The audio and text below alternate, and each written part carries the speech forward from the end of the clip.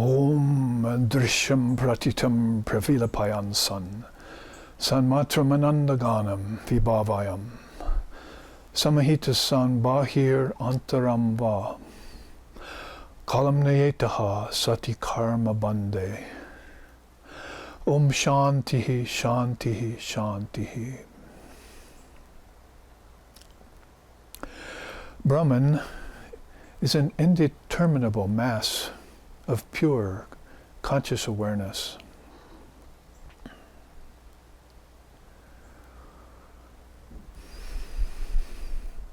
And therefore, taking what is seen as the external and the internal, render them into one indivisible state. Then meditate upon that state, pass your time contentedly, and be free. For there shines Brahman. May that Brahman protect us, sustain us, and illumine our thinking consciousness. Free us from faults and impediments, and reveal to us the essence of the teachings in the scriptures. Om, peace, peace, peace. May peace be unto us, and may peace be unto all. Om, Hari Om, Hari Om, Hari Om Tat Sat.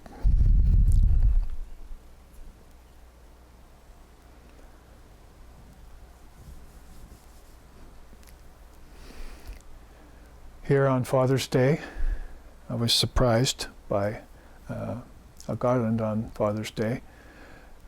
So that's my excuse for my appearance here. And the reason for my appearance is to give a second class on the Paingala Upanisad. We dive into it as into all Vedic scriptures, Upanishads being that Anta, Vedanta of Anta, the fourth portion in time of the appearance of these great scriptures that was meditated on for 3 phases prior to that. The phase of worshipping, antir bahir antaram, va, I just chanted, worshipping the external, bahir, and then the internal, antaram, where the antaryami is, the real heart of the matter in our chosen ideal, or God with form. And thereby remaining in step with the second of those 4 phases, which is after you worship the external to the internal, becoming cognizant of the place of everything in the cosmos. When we say cosmos here, we mean not just the external cosmos, which science and astronomy and so forth knows about some, but the internal cosmos, where India focuses more, which comes from the great mind, as we've been studying about last week, the Mahat, it's called. 3 phases of mind. There's a great cosmic mind, there's a collective mind, which is a composite of all beings who have separate minds taken from the Mahat, and then there's the individual mind, our own, here, in this most Bahir, the external of the external, and where the 5 elements are dancing before us and combining into gross objects. So that second phase, after you worshipped outside to inside, made sure all the tattvas were acknowledged and all the deities that were connected to the tattvas were appeased, including your ancestors, the demigods, the gods and goddesses, the Lord of gods, Indra, all the way into the Trinity, Brahma, Vishnu, and Shiva, who really make up that Mahat, or great mind. All of those were worshipped, right, in the second period of time in India. First, deify everything. It's more tantric, kind of tantric mixture in with the Vedantic thinking. And then step in after you've done that worship in 2 ways, outer and inner. And there's this chant I chanted, was from a much later scripture by Shankara. and looking back like that. And then the second phase becomes then recitation of slokas and singing of songs after the rituals have been done to accompany that. So you, as it were, you kind of celebrate finding your place in all of this and finding everything in its place. Finding yourself, your place in all this, and finding everything in its place. That's the order of everything. Everything has a cosmic order coming from cosmic mind, and then you have a special place in it all as the conscious entity amongst everything. So these deities you're finding as you move outside to inside are aspects of your own self. You're worshiping your own self. Tantra says we are the darling of our own worship. So it's not like, oh, I have to be an external worshiper and worship all these things that are outside. But as you connect them inside, you find out that their essence is Atman, your essence is Atman, and it's one indivisible consciousness. That's why Shankara starts out saying, Drishyam Pratitram Pravilapayan San. That's the seer, Drishyam. And that's it's looking on this indeterminable mass of consciousness, Brahman. So very beautifully put by the great Advaitin. And not leaving out of the picture this whole process that's been going on for ages and ages of ages, collections of ages, from Satya to Treta to Dvapara to Kali Yugas, for a Mahayuga that's called. Interminable mass of pure conscious awareness also is an interminably unfathomable mass of time. So in all of that, then you're stepping inside through the worship, you're becoming elated, you have to say something about it, the slokas, the sutras come out of you, you sing songs, you chant slokas, you chant mantras, and then that takes you into silence, so you go to the forest. And that's the third of those phases that then gave rise to the formation and expression of what we call Upanishad today. Only 108 of them left. That's why in later times 108 is a very significant and fortuitous number in India, like the amount of beads on your mala, on your rosary as it were. And other series of collections of 108 are also there listed. So the 108 Upanishads then became written down finally, and all the way down to little old us here in the external cosmos and our physical bodies with 5 physical senses, which is what we're going to talk about a little bit today, which we were headed towards last week when we started from the antar to the bahir, right? So antir, bahir, antaram, va, he puts it from the external to the internal. But we're heading out last week's class starting with the most internal of them all, which is these hidden seeds in unmanifested prakriti, where everything's stored when things go into formlessness, when things go into pralaya. You know, if we look in the Western languages to try and find a word like pralaya in Sanskrit, we can't find one. We stumble. All of a sudden we're coming up with something like a void, like, oh, there's an absence. But that's just the absence of form. You know, it's not even really an absence of name, because everything has its own sound, everything has its own name. When it goes back into formlessness, it takes them with them. But the form disappears, and that has to come back later over a march of time. So everything comes from the formless, and that's why last week we were talking about the power of concealment that happens when everything goes into formless state. The seeds are concealed from all beings, even from Lord Brahma.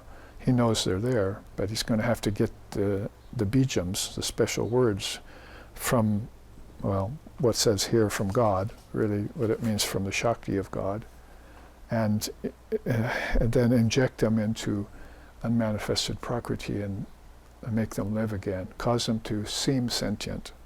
And we're talking about the 4 phases of how Vedanta came to be, the Upanishads, right? that was first, again, just the worship from outside to inside. And then once you've got the worship accomplished, you found the deities that are attending upon all things. Like outside, they're attending upon fire, air, earth, ether, and land, and usually called the gods or deities. Even the early indigenous peoples also had worship of different deities associated with the elements. God of fire, God of ether. So it was the same in India. They just started very early and continued it on. And how they continued it on was after they worshiped the deities, they didn't just leave it there, but then they took it all inward to uh, composing a lot of rituals that they could do in their daily life. Today, we look at that as pujas, various pujas that are being conducted in India all the time, every day for different deities. And so that was developed very early on. It came into this period of some very deep and meaningful rituals to these deities and to holy personages that came along too, like happy birthday to Father. Today's Father's Day. So all of the great personages in India too had spiritual birthdays that we worshiped, like Janmashtami for Krishna and Shivaratri for Lord Shiva and so forth. So all of that too accompanies that second period as it goes forth over a long age or more than one age. And the third part of that, then I was just saying, is that then they became very peaceful once they'd found the elements and their place in it, the tattvas and their consciousness in it. Then they became very peaceful and contented with that. Pass your time contentedly and be free, I just chanted, right? Once you realize that Brahman is in everything and everywhere because you've done this worship, then you should become contented, and you pass your time contentedly and you be free. So this is like in a very beautiful sloka in the Vivekachudamani that almost in just one or two sentences, if you take it apart right, describes the whole movement of a Mahayuga and maybe many Mahayugas as it gets repeated over and over again in time, in cycles of time. Kalas, they're called. Kala is time, kalas is cycles of time. Those are all cosmic principles inside the great mind. That time exists there in the great mind. And so that then, as I was saying, leads to the chase, cuts to the chase here, is that they had these Upanishads that were brought out of them in their silence. Oh, I'd better write that down, or I'd better speak that to my closest son and daughter, or I better give that to my closest disciple, have them memorize it, swadhyaya in yoga, and then they'll remember it and pass it on to their students, and that would become the Guru Shishya lineage discipleship. And then these can also become amassed over this transmission from Guru to disciple. They'll be written down in whole huge bodies of powerful words in Sanskrit, of which these chants come out of, slokas in Sanskrit. And then you've got the Anta, Vedanta, the Vedas first, and then the end point of the Vedas became the Upanishads. So that's what we're looking at, not only in terms of the evolution of the scriptures, but in terms of the evolution of tattvas that the Paingala Upanishad here is teaching us about. And the main rishi here who's teaching it, Yajnavalkya, is teaching it to Pingala, his student, therefore Paingala Upanishad. Upanishad is an interesting word. Upa could be like your upaguru, could be a teacher who teaches you the truth, sat, that unties the knot of ignorance in your mind. So you get these teachings transmitted to you by a teacher who then when you hear it, it unties the knots of ignorance in your mind and gives you revelation. The Upanishads are best known for this. And so they are the root scriptures of all of India. So we've been taking the Upanishads over time, one by one, and for some 35, close to 40 years now, I've been inspecting them. And we find that we found some very beautiful Upanishads in the terms of some Shakti Upanishads, 7 or 8 of them, and we've taken up, I think, all of those at retreats and so forth. Some of these have been recorded, and then we find that there's other Upanishads too that bear the name of Lord Vishnu and Lord Shiva. We find Lord Brahma appearing throughout them, the Trinity. So in this particular Upanishad, last week we started out, as I said, antar, inner, the most inward, with on this chart, which we're showing again now. Unmanifested Prakriti is the first thing there, and that can be seen in terms of this description that Yajnavalkya is giving Pingala, because you remember what Pingala said, right? He said, what do you want to know, Yajnavalkya says, and he says, instruct me in the mystery of aloneness. So this is the flight of the alone to the alone has been used as an expression in Sanskrit, translated well into English, of that being who wants to gain Kaivalya. They want to remove separation and multiplicity, right? Multiplicity has to go first. Too many beings, too many worlds, too many tattvas, too many teachings, too much ignorance, too much, too much, too much. And so I'm going to focus myself via concentration, and so that I can find the doorway out of form, basically. And so you might as well be saying to Yajnavalkya, teach me about the formless Brahman, the supreme way to aloneness that's a mystery to most people. They don't think about formlessness. So when form is all around them in nature, that's called manifested Prakriti. And it starts out, which most people don't know today, and definitely not the Westerners, that it starts out in an unmanifested form as seeds. It's not too hard, too much of a stretch, because you see everything out here pretty much comes from seeds. Trees, flowers, plants, people, eggs are seeds, so everything is in a seed form, but it's all manifest out here. But however, when you see the tree, you don't see its seed. So right away, that's the power of concealment. You have to go to the tree, find some seeds on it, and say, oh, this seed must have turned into this tree. So it doesn't make sense to you, because how can this little tiny thing hold inside of it the power to germinate and turn into this huge object? So right away, it's kind of a mystery of concealment. But the ultimate concealment happens back in unmanifested Prakriti and I was just talking about how there's really no good word in English languages and other Western languages for pralaya.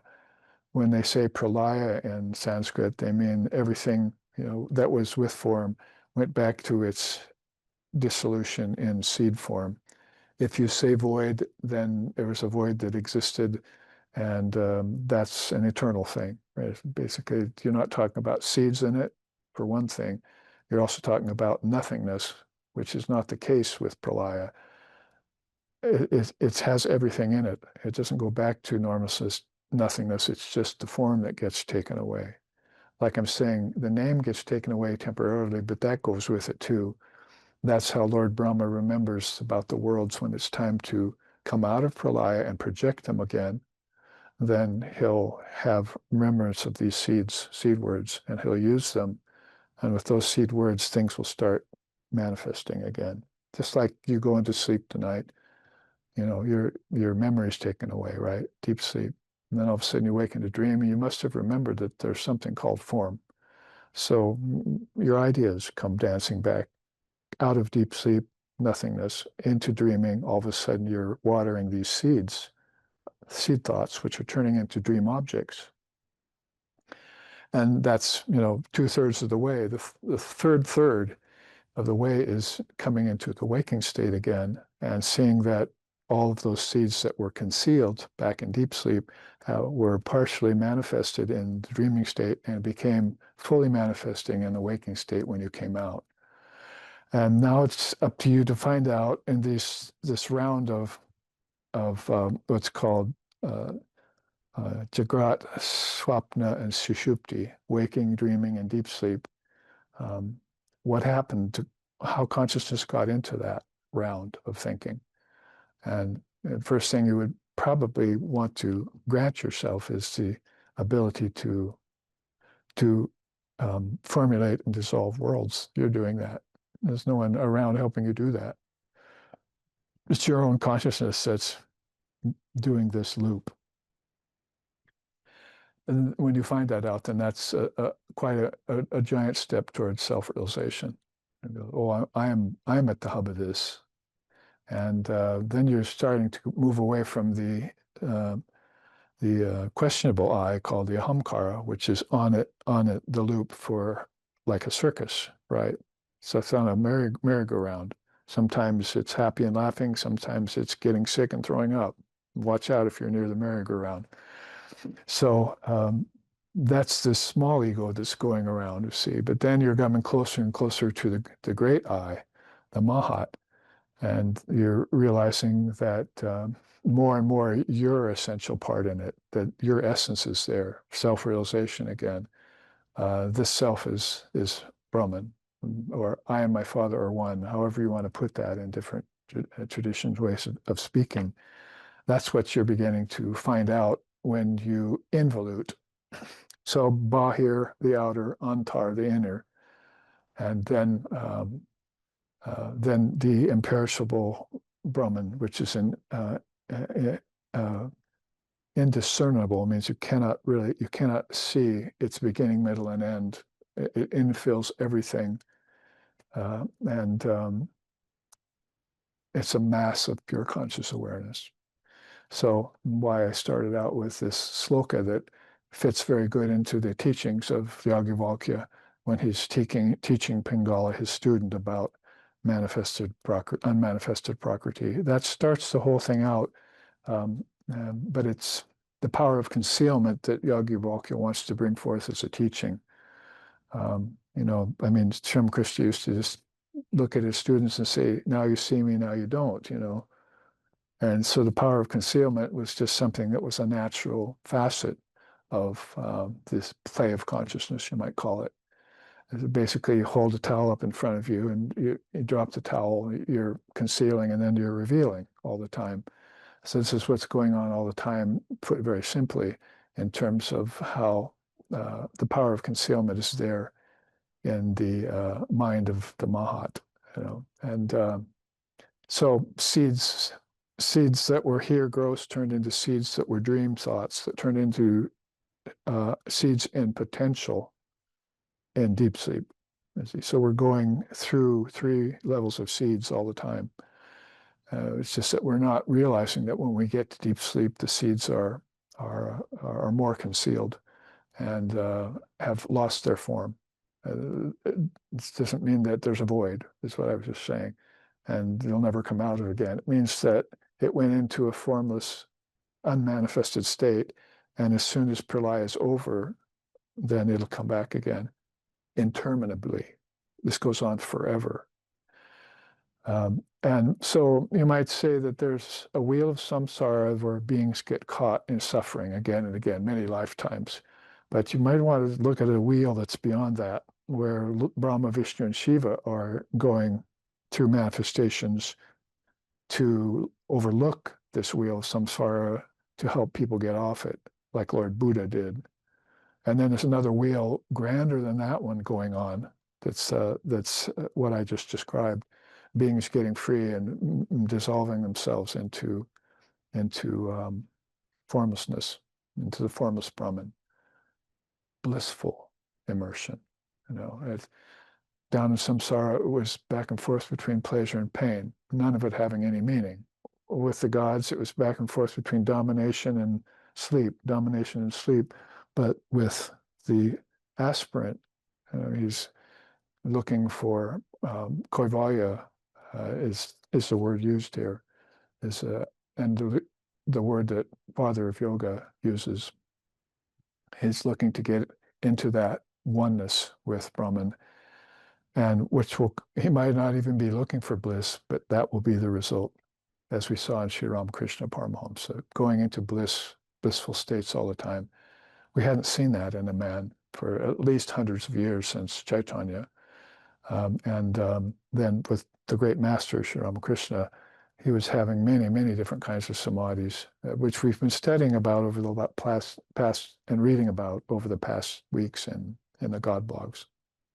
Swami Shardananda writing about those in the book called The Great Master.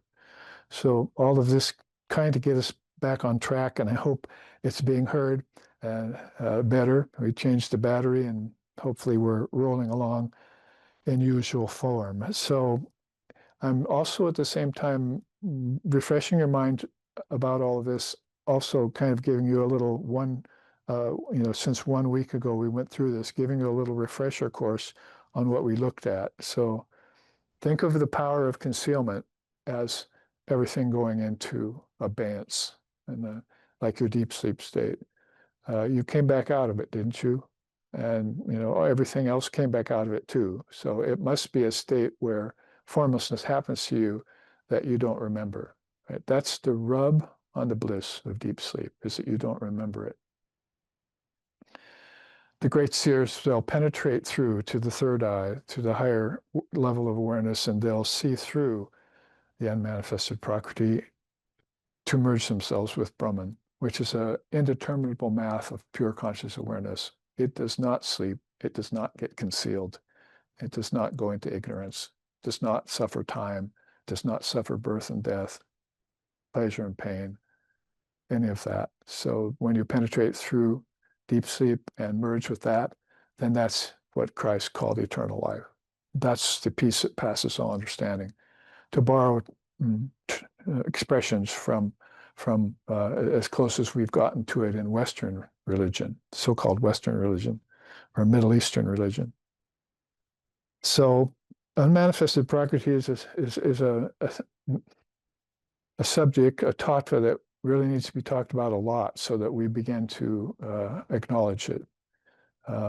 Denying it is one thing, but it makes more and more sense to find out that you did come out of deep sleep, and you also can now believe in rebirth because you're still alive. You died once, now here you are again. So there must be a coming and going that happens for this transmigrating soul that will only stop when the self is realized as being stationary. Pass your time contentively and be free. Meditate upon that one state that's devoid of external and internal.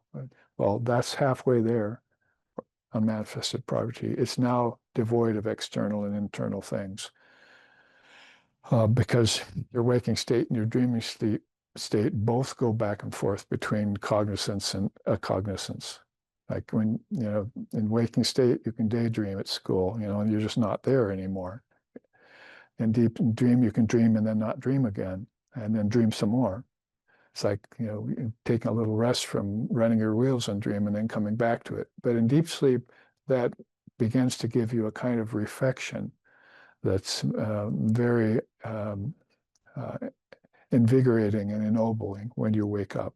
The seers are practicing meditation. In fact, when people do practice meditation, it would be good to keep in mind that they're really looking towards the states of seeds and potential in their own deep sleep. That's how the seers and the Advaitins put it together for you. So what are you meditating on? God outside of you, God inside of you. The only God is the self, and it's never in ignorance. It's not in time. It doesn't have a form or a name. Many of the religions say so, but they don't follow through to realize that. So it's a matter of acknowledging and confirming that I am. Tatvamasi, that I am, or I am that. We studied that a couple of weeks ago with Soham, right? She am I, the great mantra of the Shaktas, the worship the Divine Mother. She am I. So basically, that puts a stop to cycles. And cycles are made up of these gunas, Rogers, Thomas, and Softman. And we started to get there when we had to close the lack of time last week. But we came down and out. You know, there's a down and out's the name of a football play. You know, see, okay, you go down, then you go left, and I'll throw you the pass. Let's call it down and out. So it's like we're being thrown this pass and dropping it every time. And we don't realize that, you know, we're coming down and out through all these tattvas, and then we're reaching these lower states.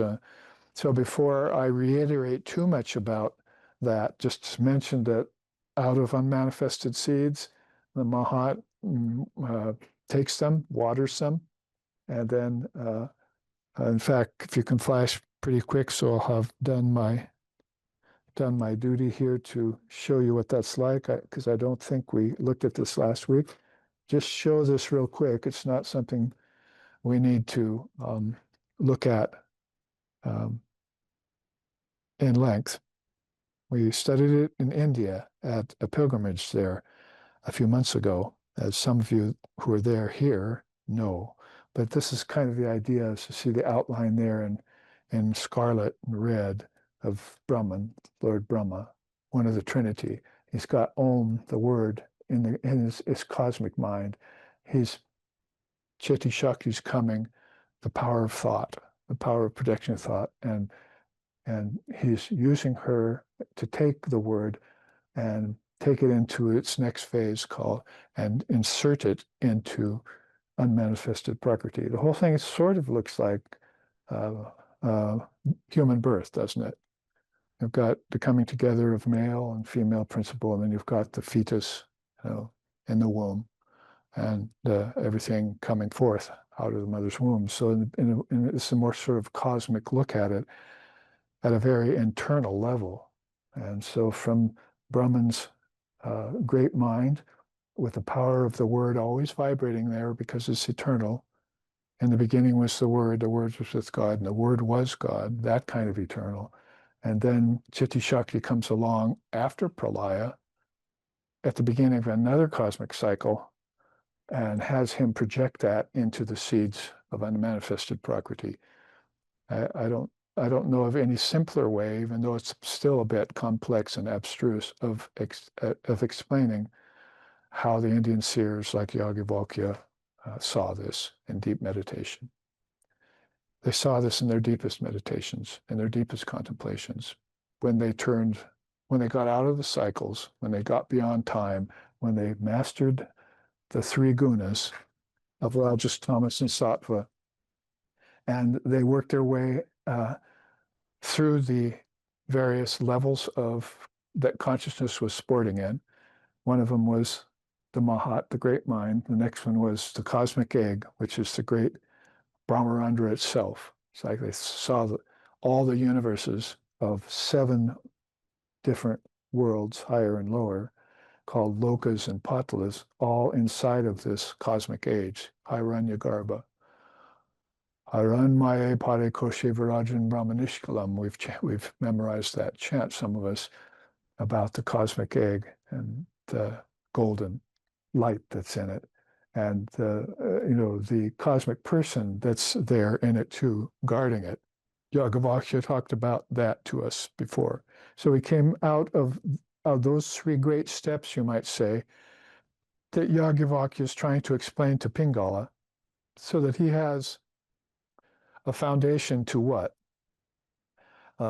To be instructed in the supreme mystery of aloneness.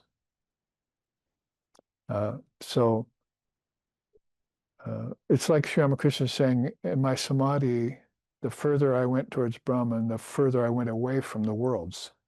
So that's a very key statement made by an avatar who's having direct experiences of higher samadhi, leaving form behind and going to the formless state. And don't think it's so fantastic and so far-fetched for you, because you're doing it every night. Every 24 hours you're doing this. You're just not going all the way to Brahman in it. You're going to the tripping stones of all the seeds of consciousness in your deep sleep state, falling asleep there, and then watering them again and coming back into dream and deep sleep and into waking continually in another great wheel that's going on with billions of people on it. So you can easily put the earth, heaven, and higher heaven, three worlds they call it, into that great vision too, right? Because if you introduce waking, if you introduce birth, life, death, and rebirth, then you're taking that whole thing that is just being described by waking, dreaming, and deep sleep, and you're putting it in terms of a conscious soul who's going on this cycle, imagining that he's dying, imagining that he's being born again, and imagining that he's dreaming a dream life in it, and then having a dream death, and having a dream birth again. And this is going on forever in cycles too, with billions of people doing it, billions. And very few get off that cycle. Just read your Bhagavad Gita, how Sri Krishna says, of thousands and thousands that approach me, only one really comes near me. And of 1,000 of those, only one really comes to know me in truth. So this is a very powerful mystery, why Paingala wants to see through it. I've had people come up to me before and said, I want to get it in this lifetime. Babaji, I want to get it in this lifetime. I don't want to be reborn again. I have to get the truth of the teaching in this lifetime and get off this cycle. So there are people who have very, very determined about waking up from this dream at the individual level, at the collective level, and at the cosmic level. Beyond this cycles of waking, dreaming, deep sleep, and beyond the cycle of beginning, middle, and end, and beyond the cycle of birth, life, growth, and death. See, all wheels inside of wheels. All attended by bondage and concealment, but also impregnated with the possibility of freedom. See, but you just have to, as Pingala is finding out from a great soul, you just have to become very cognizant of what's going on to you and then affirm it. Those are great words in English, affirmation and acknowledgement. We're not acknowledging these truths when we hear them. That's why we're not waking up.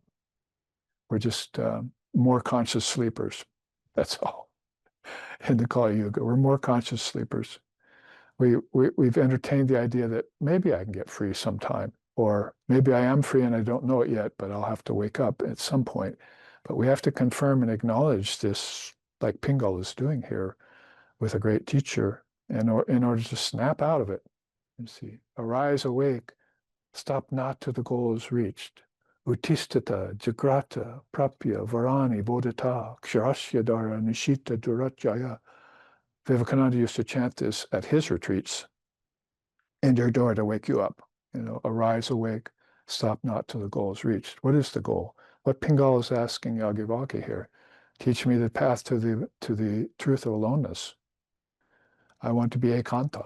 I want to be eka. I want to be one and completely in knowledge of who I am. And if I dream, I want to be able to dream consciously and waken from it at any time I choose. That's an illumined soul who will come back into birth like Vivekananda and help others and then give up the body without any problem.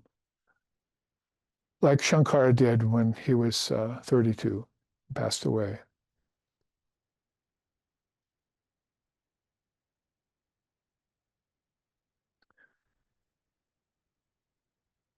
Showed that quick look at Lord Brahma, you see, projecting with the power of the Chitti Shakti, all the dynamics of the word into unmanifested Prakriti to start the cosmic process rolling again. You have to think about that as going on in a very huge, long cycle of time. And inside of it, these other gears are whirring. It's just like a very complex mechanism or watch with gears inside, That's why Dalai Lama and others, said, well, I take apart a clock. I want to see how it works. There's this great interest to see where the gears are, how they turn, how they're connected to the next gear, which is the bigger gear, which is the smaller gear. And I want to find it and take it from the outside to the inside and know the workings of Maya, know the workings of Shakti, know the workings of of the entire cosmic process. And that I will do. May have to find a great teacher like Yajnavalkya or like Vivekananda did with Sri Ramakrishna, but I will do it. So all of that's a reiteration of all this. We did come to the subtle root elements, right? And those are the tanmatras. It's why they're not listed down here. They're listed right there at this fold in the cloth of consciousness. I don't have to repeat this, right? You understand the imagery of the chart because later on he's talking about the folds in consciousness. It's all folded like a great cloth. He has Maya under his control. He is omniscient, is the initial cause of creation, sustenance, and dissolution of the worlds, and has a form of sprouting worlds. He manifests the entire world that is dissolved in him, due to the power of the karmas of beings who are spread out on the cloth of consciousness, and then their exhaustion again. In him does the entire world and all worlds exist as a folded cloth. I read that. That's really slokas. Chapter 1, sloka 4 is that sloka. And so that's what this whole image is about. Now, so as we follow fold to fold, we're getting further and further away from formlessness, right? We haven't even realized the formlessness of seeds yet, So how can we realize the formlessness of Brahman? How can we realize the formlessness of our deep sleep state as something that's important to us and concentrate on it with rapt meditation? You see, so philosophy, Upanishadic wisdom particularly, fills in those gaps for you at this day and time. Now you can say, I know, I heard it from the rishis of the Upanishads. Now I can take it take it verbatim, verbs. Take that as the actual action of what's going on here. And as I do so, I'll become aware of how consciousness, stepped down and out, as I was saying, to the lower tattvas, right on down to this physical body. It somehow got into here and got corked. The sagittal suture was, after consciousness got into it, it closed. And there you were, invested with a body and with 5 senses, which, by the way, are outgoing. But when you came down and out from the highest level, from antar to bahir, when you came out, you went through a lot of other stages too. I'll show you that maybe next week in a chart on what are the seeds of deep sleep, what do they look like, and how does the soul move through them, and how to be conscious of doing that ourselves. In the meantime, what we want to do here is acknowledge again the subtle root essence of things right there. You can see them in that fold. From ether, air, from air, fire, from fire, water, from water, earth. So this isn't the actual 5 elements that you see out here. It's their origin. If you take Western science and Western history and evolution theory and so forth, back to a Big Bang and all that, and you look just at the planet Earth, then you're looking at hundreds and thousands of years to produce, for maybe even water to get to a planet, or for a sun to bake it, and for plants to start growing in the soil and so forth. But in India, the idea is more like you're looking in the wrong place for these origins. Those are origins that took hundreds of thousands of years to manifest on a physical level. But those weren't origins from where these 5 elements came. The origins from which the 5 elements came are called tanmatras, subtle matter. So before seeds sprouted, there were subtle seeds, right? Well, in the same way, before gross matter came into being, there was subtle matter. It all comes marching down and out like that. Again, maybe we can call the subtitle of this class Down and Out, because it's just like you started from some causal place, you somehow gravitated to a subtle place. From the subtle place, then you went to a gross place. Doesn't it sound like deep sleep, dreaming, and waking to you? And consciousness was there all the time. It's an interminable mass of pure conscious awareness, ever free, non-dual by nature. So it was watching all of this happen. It was like the two hands of the mother, in which creation, preservation, and destruction are going around like a tempest in a teapot. You see? "O death, where is thy sting? Tempest in a teapot."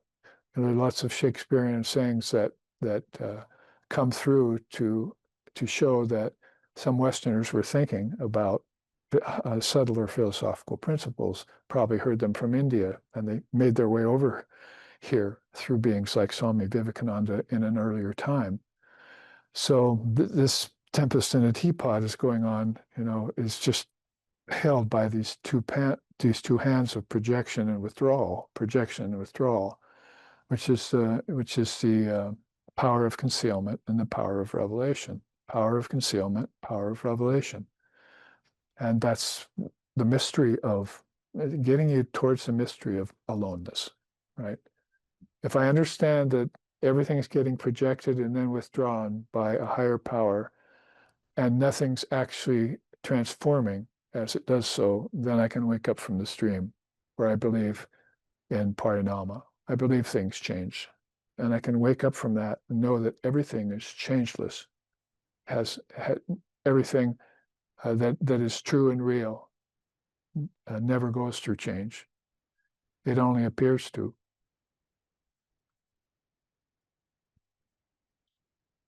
The real me is none but he, and never, never matter changing, Vivekananda said, to clear it up for us. So we looked at these root Han mantras, subtle matter. They're going to give rise to these other things, you see, like the 5 elements: air, earth, fire, water, and ether. That's why it says here, from ether to air, from air to fire, from fire to water, water to earth. It's all consciousness getting into these insentient principles. It's the sentient entering into the insentient. It's the conscious entering into the unconscious and shedding its light through them.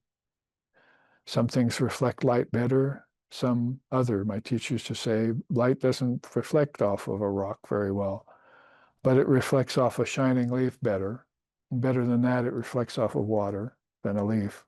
And better than off of water is a mirror, you see. So if your mind is as clear as a mirror that's been wiped clean by your spiritual practice, then you're getting the best amount of light through the mind that you possibly can. See? And that's all consciousness appearing there. And they even sing about that in ancient times.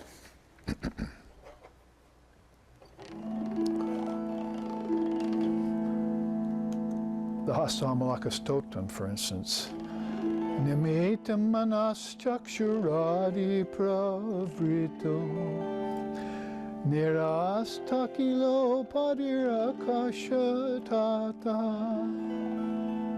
ravir loka chesta nimhita tatayaha sanicha palabdis swarupahamatmam Yamagnashnavad Nijabodha Swarupam Manas Chakshuradirna Bodhatma Kani Pravartanta Shrita Nishkampam Ekam Sanicham Palabdis Swarupahamatmam Sa nicha palabdas swarupahamatmam.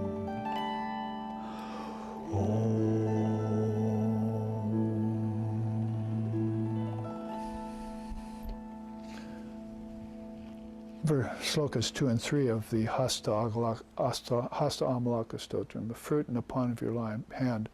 Yajnavalkya wants to make this cosmic process as clear to Pingala as if he took a fruit up and looked at it himself in his own hand.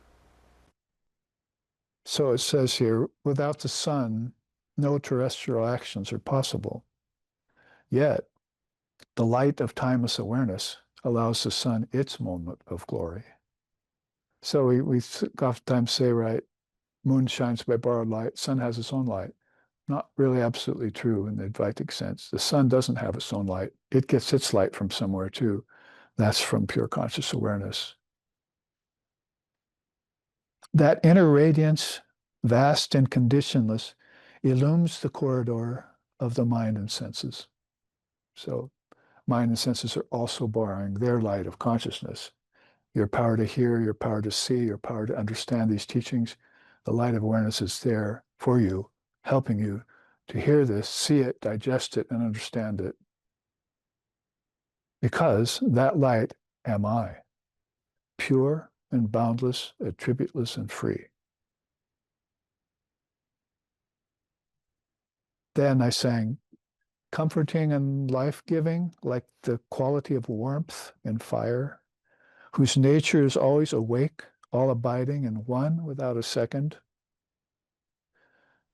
who animates inert objects, mind, and senses and engages them in action. That self-aware entity am I, sublime and indestructible. So such powerful ways in which if you did worship from outer to inner, and then you did develop rituals for that, and you did acknowledge the deities in it all and propitiate them, and then you did go to the forest satisfied that you had given your all and your best to all deities and all things, and then you went and you passed your time contentedly in that state, and the scriptures start appearing in your mind like written in letters of molten gold, across the interior of your pure mind. Like the surahs of the Quran, written in letters of molten gold in the mind of Muhammad. See? So, just 2 verses of these 11, Hastam Malaka Stotram, fruit in the palm of your hand. So they will sing about it too, then, is my point, if I have to make it musically. So now as we come out, down and out, we have this folds over here, which are introducing into the whole equation. It's like 3 gods almost. Hi, I'm Sattva. Hi, I'm Rajas. Hi, I'm Tamas. You see, like these 3 gods are coming at us, and they're making themselves known to everything in creation. And you can tell because some things are dull, depressed, dark, lowly, no energy, no light, as we're talking about here. The light of consciousness is not getting into those things. Some things are frenetically restless, turning our wheels constantly all the time, revolving without going anywhere. Krishna says in the Gita, that's Rajas. And then Sattva is, some light is there, some balance, some peace, some contentment, a chance to breathe, some pure air in Sattva. So these things are beginning to show themselves in the creation. The creation is such that, and we had read it, some of it, last week.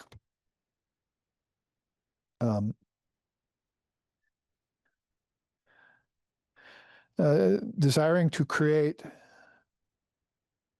that cause of the world controlled the quality of tamas in order, and it sought to render the subtle root elements gross. So subtle root elements here, right?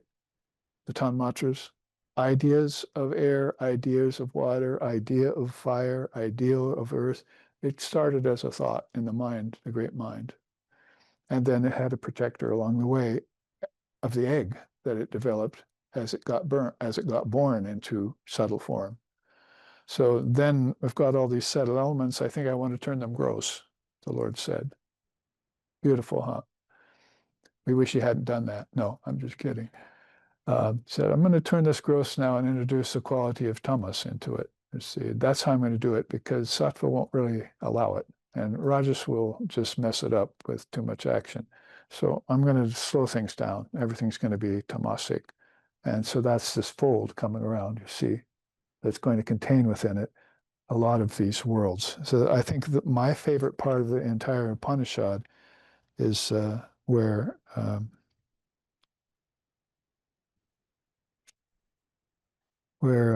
they became when they got put into the body, that they became insentient and they couldn't move, they couldn't really vibrate, it says here. So it says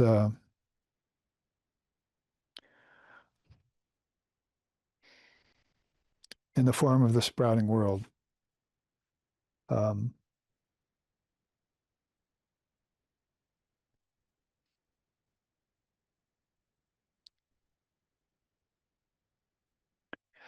into the cosmos they were placed. So this is, of course, this lower cosmos made of 5 elements in the body. You can see it here. I want to, before the class ends, uh, describe this circle here in the middle of the chart. So into the cosmos they were placed. They found there that they could not vibrate without God. So they felt bereft of themselves. Tamas had them.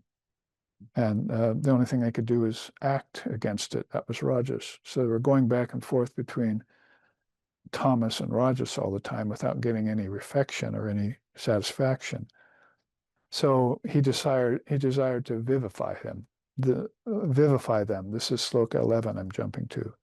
He split open the macrocosm, the channels of Brahman, created channels and created channels, and then he entered into the crowns of the individuals. It's very difficult to translate this from Sanskrit into English.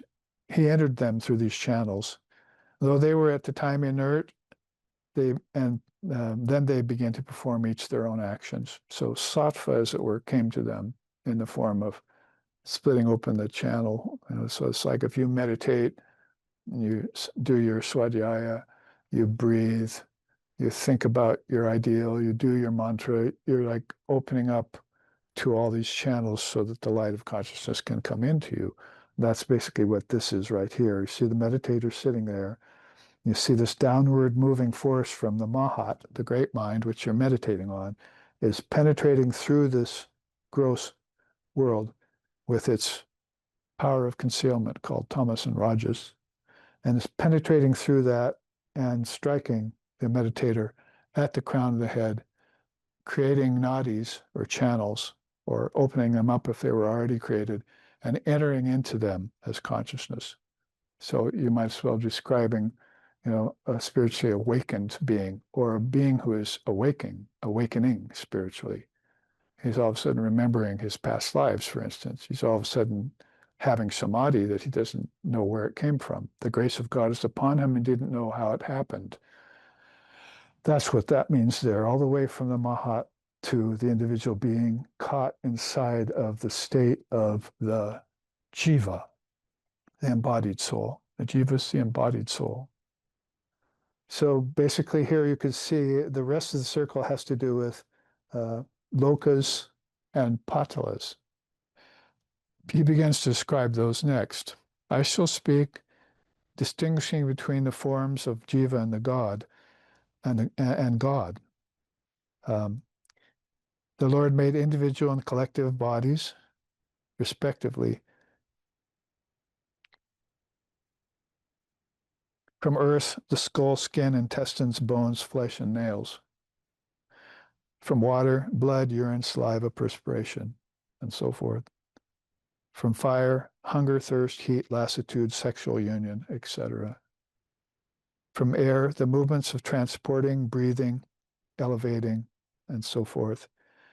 And from ether, lust, anger, etc., the 6 passions. The gross body with skin is a combination of all this, fashioned through deeds. It is the basis of states like childhood, conceit, and numerous failings. So then the rest of the chart becomes a little bit more clear as how consciousness begins to dumb itself down and get into the state of the jiva.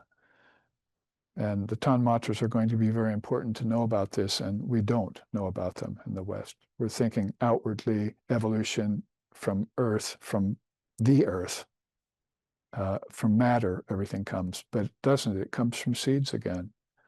And the 5 elements that are gross here have subtle seeds inside the mind from which they come from. Those are what you're dreaming with, by the way. When you're dreaming objects in your dream state, they're made of tanmatras, subtle matter. They're not made of gross matter. Your consciousness has shifted out of that vibration and it's gone to a subtle vibration where it's closer to the mind's projecting power. As it gets down to the waking state, it's further away from the mind's projecting power, and that's why people don't know that the world is mind made manifest. They don't know that. They think God created it or a whole bunch of other theories, but they don't know that it just came from the mind's vibrating. And it was vibrating with different principles, wasn't it? All the time, from causal to subtle to gross, vibrating all the time, like the word vibrates eternally. So down into this state of the jiva it came, and let's go ahead and read that quote there, which I found.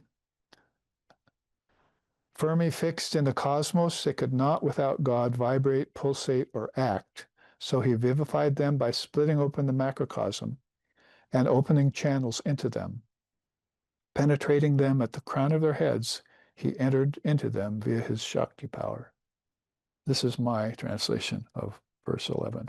I wasn't satisfied with the one that was here. This puts it much more clearly as to what's happening. And you can see there that it's also happening inside of not just the earth, but 7 higher worlds and 7 lower worlds. Inside of each of those 7 are millions and millions of worlds, just like inside of this Burloka, there are millions and millions of planets. So the kingdoms of heaven are within you, comes to mind. So when you go back and leave the body and you so-called die, your soul leaves the body, goes back to the subtle body, where the tanmatras are, that's heaven. See, the heaven is made of the tanmatras, various subtle elements, castles. So you got the same thing there in heaven that you got here, just a lot more happiness and less pain going on. And a little bit closer to the light of God, not necessarily the light of the Mahat. You have a long way to go inside to get through the deities, to get to the Trinity, to the Mahat, to get to the Trinity, and to get to the Divine Mother, Shiva and Shakti themselves, before they merge you into the mystery of aloneness. That's where I and my Father are one, in the mystery of aloneness. So let's read this quote up here too, before we explain the rest of the elements on this chart. It says there about the gross elements, Virat as Vishnu, that's the cosmic person who's in charge of the cosmic egg, right? The god of preservation, we call him. Virat as Vishnu bifurcated each of the 5 elements and made each half fourfold, adding 3 halves to 1/8 of the other 4. With these quintuplicated elements, he created endless crores or thousands and thousands of macrocosms set within 14 appropriate worlds, populating each with globular gross bodies. So this is the rest of it, right? I mean, all that happened at a very subtle level were the dynamics of consciousness at playing with its most subtle, even its most causal playthings, playing with dolls. So the Shakti power has all of these at her command. That's why, she can help with the process of awakening the soul to the presence of these things, if they will but quit dragging their tamasic feet and quit running their rajasic wheels and open up to sattva of pure being, the light of consciousness which is within us. Then she'll say, oh, you've got the right attitude, just like Pingala has here with Yajnavalkya. You've got the right attitude, you've got the right question. You're ready, I'll give you this truth now. I will transmit this to you, and you'll become an awakened, illumined soul. and realize that you always were an awakened and illumined soul until you fell into this allurement of the power of concealment and didn't understand it. You thought yourself to be a jiva when you're really Shiva. See, my teacher used to say that. That's why Vivekananda, in line with one of the God blogs last week, was teaching that Sri Ramakrishna taught him, no, not compassion for embodied beings, the jivas. You want to have service of Shiva in the embodied beings. Find their Atman and their essence and appeal to that. Because if you serve them as egos, then their ego gets angry, it gets inflated, it gets lowly and diminished, it gets weak, all sorts of things the ego will do with that so-called service that you're giving it. But if you appeal to the essence in those beings, that will be the key for selfless service. And that's also true all the way up the scale into the highest and subtlest of all cosmic principles. Like with the gods, you want to appeal to them. The ancestors, you want to appeal to their higher nature. Just reading in Great Master what Holy Mother got caught one night out in the dark fields. She was walking too late and she was away from home and on a journey. And this whole field was known to have dacoits, thieves, who would kill you and rob from you. And so she was frightened. These dark faces came out of the darkness and turned out to be this dacoit couple. And she immediately looked at the man and said, "Oh, Father, I've gotten lost out here. Can you help me?" And then the woman came forward. Oh, Mother held her by the hand. "Would you please take me home? I'm lost." So she immediately appealed to the better part of these two professional dacoits. And they took her and home, fed her. Next morning, after she slept, they took her to her location.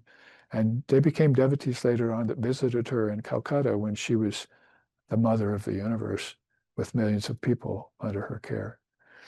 So this is a beautiful story that I'm just going through quickly to explain how you appeal to all these beings, to their highest, right? You appeal to their highest. War, violence, that's not appealing to people's higher nature. That's not going to go well. Diplomacy, a little better. But if you can actually get to the truth of the matter, that you are God and I am God, we are all Atman in potential. You see, we have the same essence in us. Then you'll be able to appeal to their higher nature, and their higher nature will, as a result, come out for a change, rather than tamas and rajas all the time coming out. You get them to be sattvic with you. So this kind of takes care of most of the rest of the chart that I didn't get around to completely explaining yesterday. Of course, I had my same good old time I usually have when you give me, a nice philosophy replete with lots of things to talk about and put them in on an 8x11 actually. But you can see here strewn around the state of the jiva are other things that came out of this whole process. Let's look at these, the 5 pranas.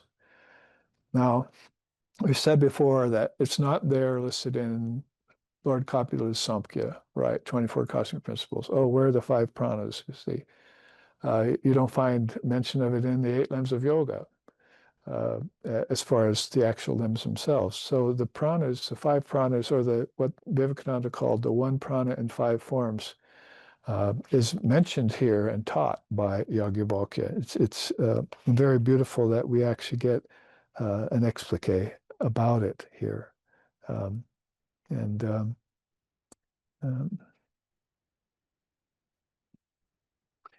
He's talking about them as being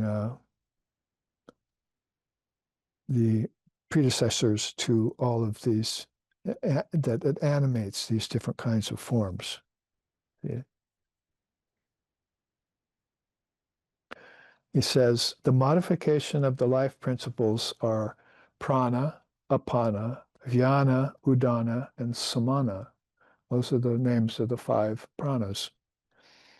The subordinate functions of prana are named naga, kurma, Krikara, Devadatta, and Dhananjaya. Their bases are the heart, the anus, the navel, the throat, and the limbs. With the fourth part of Rajas, the Rajas of Akasha, tongue, hands, feet, anus, and generative organs were made. The objects of these are speech, grasping, movement, excretion, and sexual elements. Then he manifested the inner organ. Its functions are the mind, the intellect, thought, and ego. The objects of these are imagination, determination, memory, conceit, and investigation. Their bases are throat, mouth, navel, heart, and the junction of the eyebrows. That's like the chakras. With the fourth part of the sattvic elements, he manifested the sense of cognition. Its functions are ears, skin, eyes, tongue, and nose.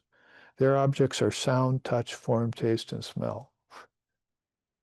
Quintuplications, right? We've taught them for a long time. Very dense, but based on things we all know and we all experience. 5 elements with the 5 senses and the fourfold mind, basically, he's talking about. So they're all right here. The 5 pranas are animating them. So he said those 5 functions have their bases in the heart, the anus, the navel, the throat, and the limbs. So those 5 pranas are animating all of this. There's the mind. When it gets animated, we think, right? 5 pranas are part of Shakti's package. People without prana don't think very well or at all, right? So the prana, is flowing and is brighter and being raised up more in the terms of people who are breathing and who are living and who are more conscious, more concentrated and focused. So that's how pranas in the inner organ. Remember, the inner organ's called the antaha karana, the fourfold mind. If you add the cosmic mind to it, it's 5-fold, like the other sets of 5s, I like to say. And then you come around the circle, because this is all being swept by Rajas and Tamas, right? And you come around the circle and you find organs of action are here. That's what he just said here. Basically, the functions of the senses of cognition, he calls them. Ears, skin, eyes, tongue, and nose, and how they function, also animated by this prana. And then you have their objects are the 5 senses: sound, touch, hearing, taste, and smell. So that's the organs of perception, 5-fold senses of cognition, he's calling them, and the 5 organs of action, like this, If I get up and walk across a room, one of the senses of action is being focused on. If I speak to you, another sense of action is being used. So all of these are categorized nicely as some of these grosser tattvas or principles that are all to be acknowledged. It's funny how we know about some of these, but we don't really connect them very well. And a person who's concentrated, they're very good at thinking and speaking.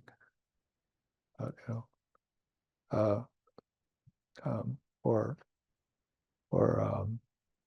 contemplating and seeing.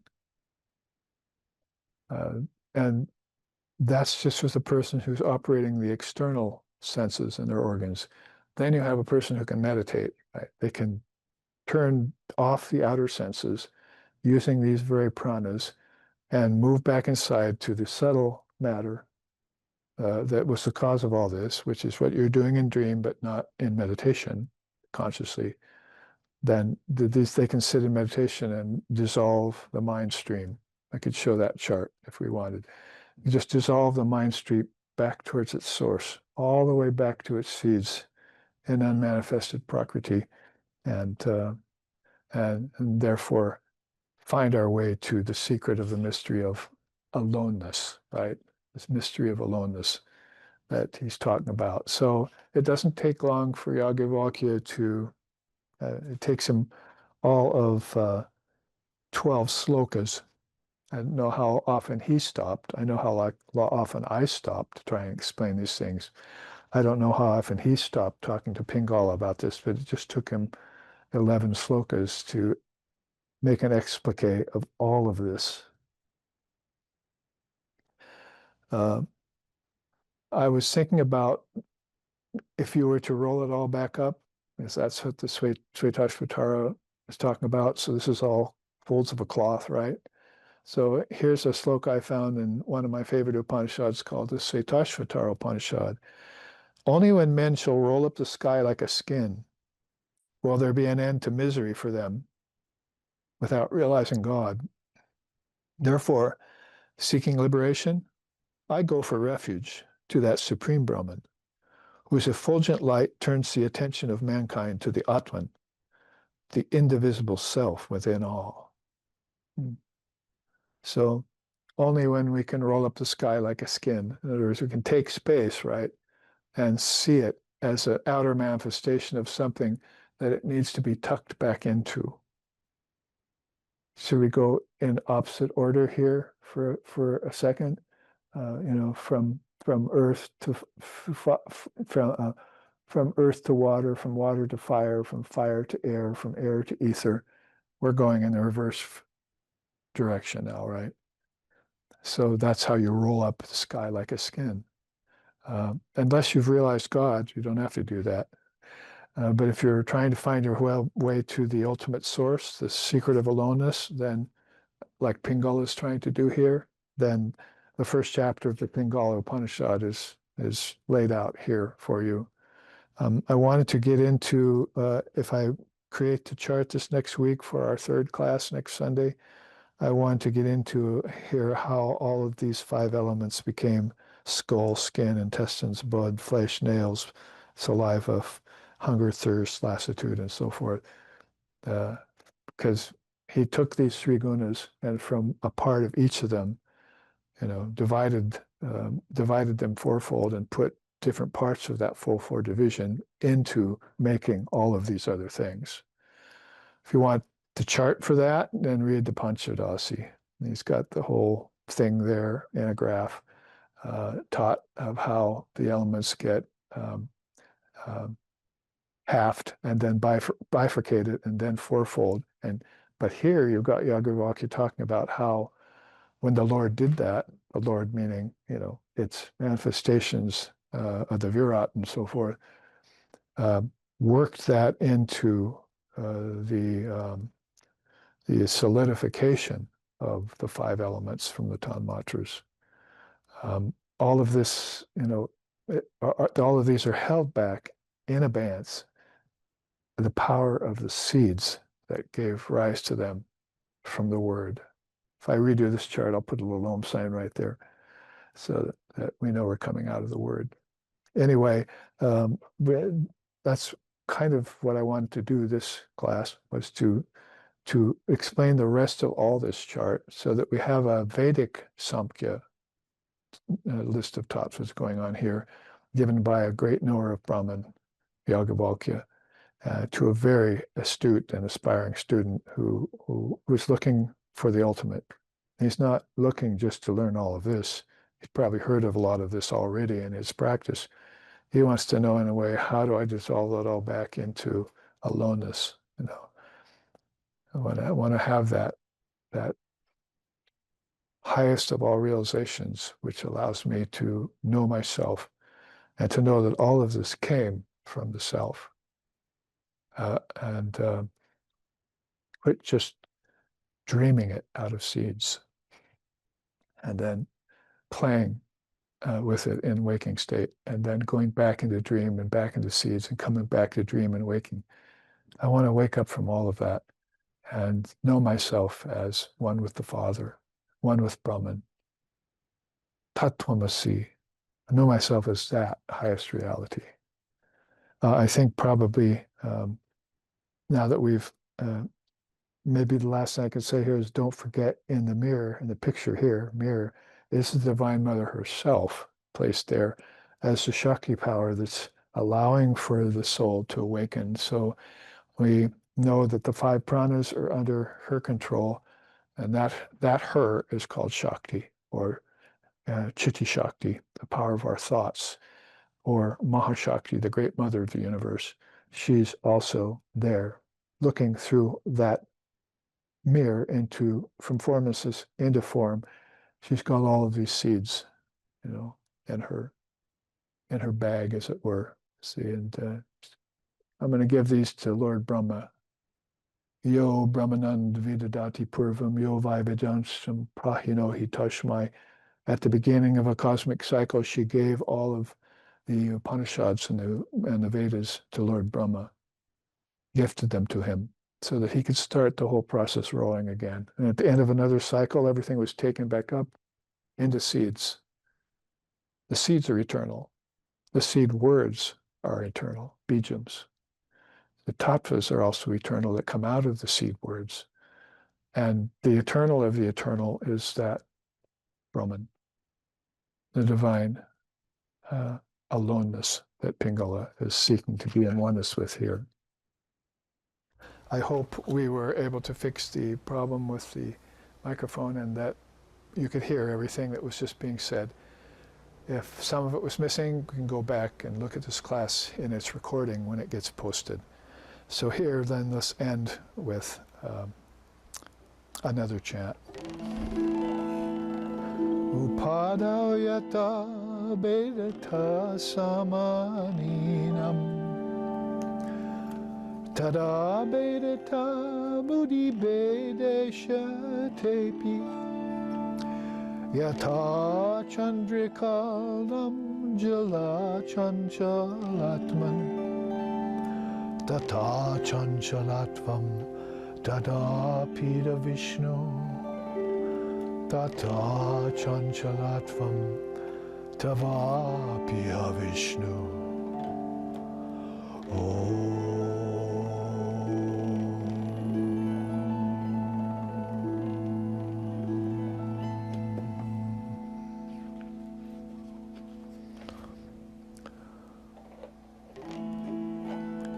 Like the lustrous gem, which assumes the outline of its backdrop, or the stationary moon that undulates on the surface of a rippling lake.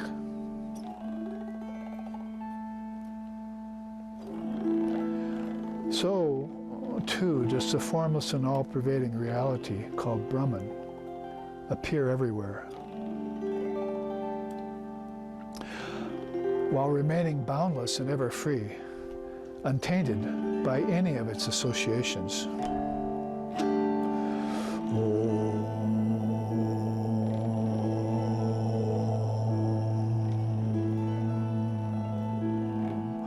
Shanti, Shanti, Shanti. Hari Om Tat Sat.